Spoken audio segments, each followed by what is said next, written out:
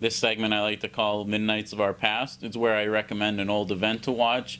Whether you're new to the sport and you haven't seen it, it's kind of like a history lesson, or if you're a longtime fan, it's kind of a nostalgic go back and watch it.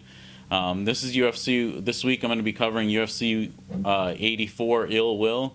This was one of the best UFC fight cards of all time. It was one of my favorites. It was top to bottom. It was stacked. It had a lot of great finishes, a lot of great fights, legendary fighters on there. The first fight of the night was Christian Wellich versus Shane Carwin. This was a classic knockout. This was Shane Carwin's debut in the UFC. It was the one where he KO'd Christian Wellich with that huge punch, and Christian Wellich's mouth guard went flying across the cage. It was one of those classic knockouts, one of those moments that you always remember. It was a great knockout, definitely worth watching. The next fight, we had Jason Tan versus Dong Young Kim. Dong Young Kim elbowed Jason Tan probably like 20, 30 times. His elbow was covered with blood. Like, I've never seen so much blood on an elbow before. Like, he just kept hitting him over and over again with the elbows. It was brutal. It's definitely worth watching that fight if you haven't seen it before. The next fight was Yoshiyuki Yoshida versus John Copenhaver or War Machine. Yoshida choked out War Machine completely cold. This was awesome. Like, it was such a tight choke. He had that really tight. He got that so super fast too. He got it early in the fight. You also had this is a fan for fans of Pride. You had Sokoju versus Nakamura. This is kind of like an old Pride matchup in the UFC. Sokoju did really well in this fight. You know, he was landing a lot of leg kicks. He landed a big punch that dropped Nakamura and ended up buckling his leg. And he ended up getting an injury and not being able to continue because he pretty much, you know, it was like a flash knockout. He dropped him and his leg folded up under him. That was a really exciting fight as well. Husamar Palhares' debut in the UFC versus Ivan Salivary. Ivan Salivary at the time was known as like one of the best submission guys in the UFC. And then you had like the new breed, Husamar Palhares, just come in and he armbarred him. This armbar, it going back and rewatching it, it's like the mighty whiz bar that Demetrius Johnson got, just without the suplex. It was on the ground.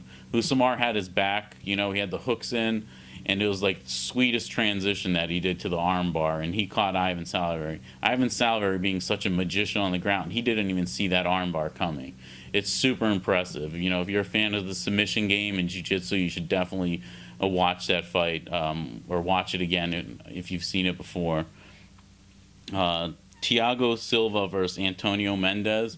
This was a really good fight. Thiago Silva, we always know him as a violent fighter, always going for the quick KO. Mendez, he landed a huge head kick on Thiago Silva, which rocked him.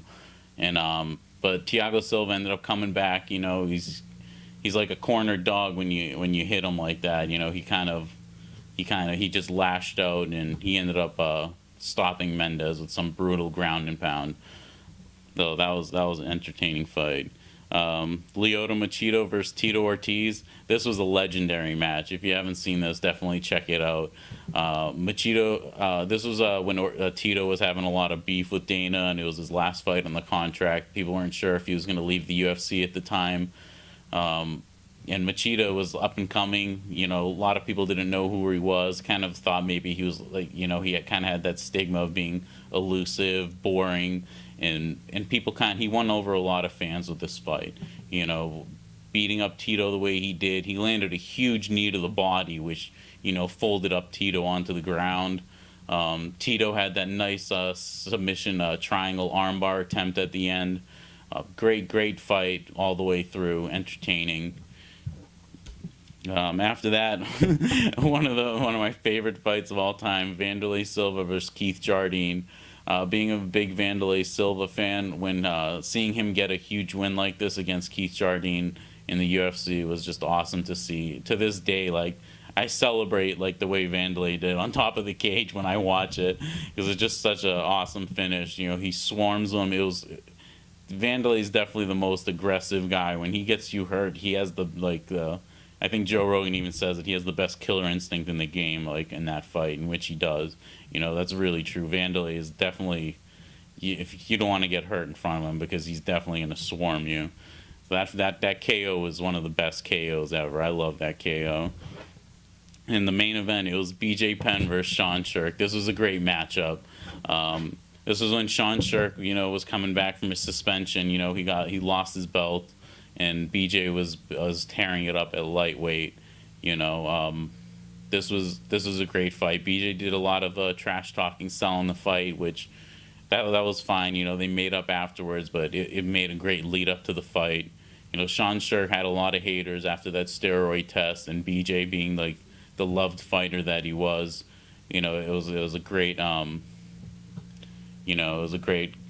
good guy versus bad guy type of storyline leading up to it, and BJ was just tearing it up in that fight. He landed that huge knee at the end.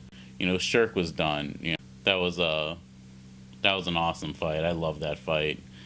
This was overall, I remember watching this fight live with my friends. We ordered the pay-per-view, and it was one of the best. We were all going nuts. The whole night was just action, the whole non-stop action. Even now when I watch it, I have a lot of fun because it's like watching a best of DVD or something. There's so many good fights on this card. Everything in it has amazing submissions, knockouts, title fight. There's so many good matchups on this fight card. So it's definitely worth watching. Every week I'm going to be bringing you an event, so stay tuned. Thank you guys for joining me, and I'll be doing a post-fight show after UFC Fight Night St. Louis, so stay tuned for that. Thank you, and bye.